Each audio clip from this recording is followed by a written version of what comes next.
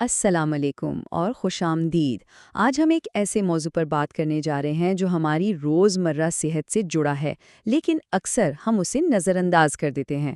ہم بات کر رہے ہیں وائٹامن اے کی کمی اور اس کے ہومیوپیتھک حل کے بارے میں۔ یہ تمام معلومات مشہور ہومیوپیتھک ڈاکٹر محمد نعیم تبسم کے وسیع کلینکل تجربے پر مبنی ہیں۔ تو چلیں سیدھا موضوع کی طرف آتے ہیں۔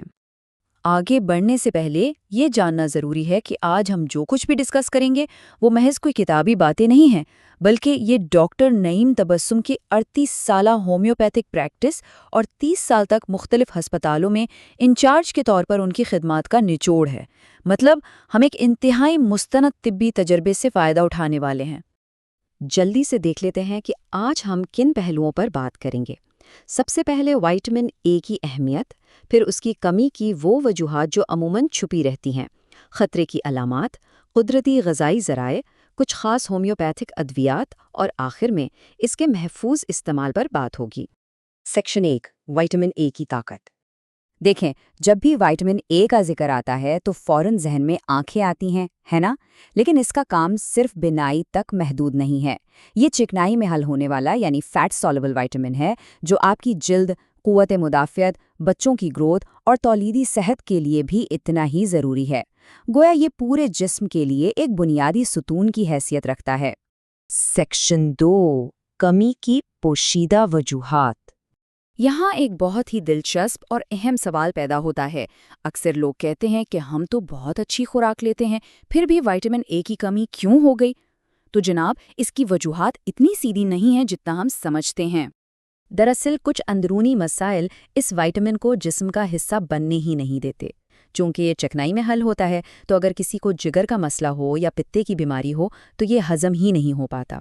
اور حیرت کی بات یہ ہے کہ آنتوں کے کیڑے بھی آپ کی خوراک کا وائٹامن اے چوس لیتے ہیں۔ اس کے علاوہ مسلسل دست، فاسٹ فوڈ کا زیادہ استعمال اور بچوں میں بار بار ہونے والے انفیکشنز وہ خاموش وجوہات ہیں جو اس کمی کا باعث بنتی ہیں۔ سیکشن 3، خطرے کی علامات کو پہچاننا۔ اب سوال یہ ہے کہ ہمیں پتہ کیسے چلے گا؟ تو سب سے پہلا علام ہماری آنکھیں بجاتی ہیں۔ رات کو کم نظر آنا، جسے نائٹ بلائنڈنس کہتے ہیں، یہ سب سے پہلی علامت ہے۔ پھر آنکھوں میں شدید خشکی اور جلن کا احساس، تیز روشنی کا چبھنا اور آنکھ کی سفیدی پر جھاگ جیسے دھبے پڑ جانا، جنہیں بٹوٹ سپاٹس کہتے ہیں، یہ بہت واضح نشانیاں ہیں۔ اگر انہیں نظر انداز کیا جائے تو یہ کورنیا کو خراب کر کے خدا نخواستہ اندھے پن تک لے جا سکتے ہیں۔ لیکن بات صرف آنکھوں پر ختم نہیں ہوتی۔ کیا آپ نے کبھی غور کیا ہے کہ بعض اوقات جلد بہت زیادہ خشک اور کھردری ہو جاتی ہے یا ہونٹ پھٹنے لگتے ہیں؟ یہ بھی وائٹامن اے کی کمی ہو سکتی ہے۔ اس کے ساتھ ساتھ آپ کا امیون سسٹم یعنی قوت مدافعت اتنی کمزور ہو جاتی ہے کہ بار بار نزلہ زکام ہونا، انفیکشنز اور زخموں کا دیر سے بھرنا روز کا معمول بن جاتا ہے۔ ساتھ ہی ناخن کمزور ہونا اور ہر وقت تھکاوٹ رہنا بھی اس کی علامات میں شامل ہیں۔ اگر ہم خاص طور پر بچوں کی بات کریں تو ان میں یہ کمی بہت تیزی سے اثر دکھاتی ہے۔ بچوں کی نشوونما یعنی گروتھ رک جاتی ہے، ان کا وزن نہیں بڑھتا، وہ ہر وقت سست اور جسمانی کمزوری کا شکار نظر آتے ہیں، اور ظاہر ہے جب قوت مدافعت کمزور ہوگی تو بچہ بار بار بیمار بھی پڑے گا۔ یہ تمام چیزیں والدین کے لیے ایک بہت بڑا ریڈ فلیگ ہیں۔ سیکشن 4، قدرتی غذائی ذرائع۔ مسئلے کو تو ہم نے سمجھ لیا، اب آتے ہیں اس کے حل کی طرف، اور سب سے پہلا حل ہے ہماری روزمرہ خوراک۔ ہمارے پاس 2 بہترین آپشنز ہیں۔ حیوانی ذرائع میں مچھلی کا تیل، کلیجی، مکھن، خالص دودھ اور انڈے کی زردی شامل ہیں۔ دوسری طرف نباتاتی ذرائع میں گاجر، شکرکندی، پالک، میتھی اور پھلوں میں آم اور پپیتا اس وٹامن کے بہترین خزانوں میں شمار ہوتے ہیں۔ ان کا باقاعدہ استعمال بہت ضروری ہے۔ سیکشن 5، مخصوص ہومیوپیتھک ادویات۔ بعض اوقات ایسا ہوتا ہے کہ صرف خوراک سے مسئلہ حل نہیں ہوتا، خاص طور پر جب جسم کا جذب کرنے کا نظام ہی ٹھیک نہ ہو۔ یہاں ڈاکٹر تبسم کے تجربے کی روشنی میں کچھ ہومیوپیتھک ادویات بہت کام آتی ہیں۔ مثال کے طور پر کلکیریا فاس۔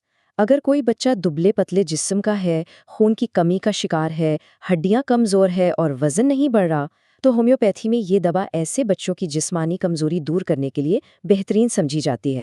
اسی طرح ایک اور دوا ہے فاسفورس۔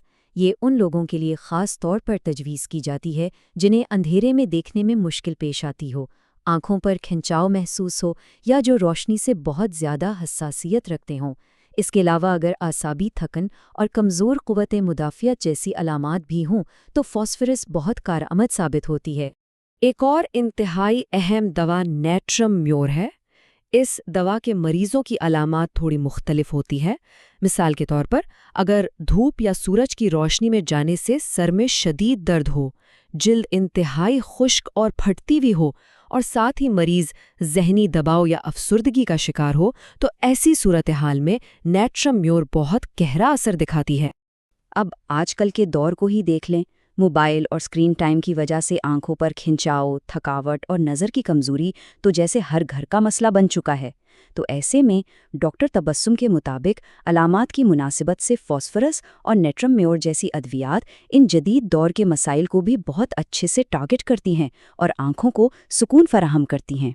سیکشن 6، محفوظ استعمال اور احتیاطی تدابیر۔ کوئی بھی طبی معلومات احتیاط کے بغیر ادھوری ہے۔ یہ بات بہت دھیان سے سننے والی ہے کہ جہاں وائٹامن اے کی کمی خطرناک ہے، وہیں اس کی زیادتی بھی جسم میں زہریلا اثر پیدا کر سکتی ہے۔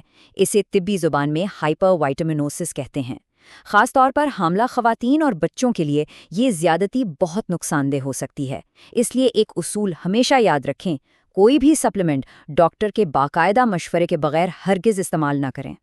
ہماری آج کی یہ معلوماتی گفتگو یہاں مکمل ہوتی ہے، لیکن جاتے جاتے ایک سوال ضرور چھوڑ کر جاؤں گا۔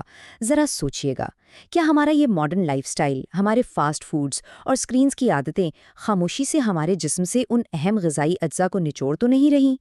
اپنی خوراک اور جسمانی علامات پر توجہ دینا صحت مند رہنے کی پہلی سیڑھی ہے۔ اپنا بہت خیال رکھیے گا۔ خدا حافظ۔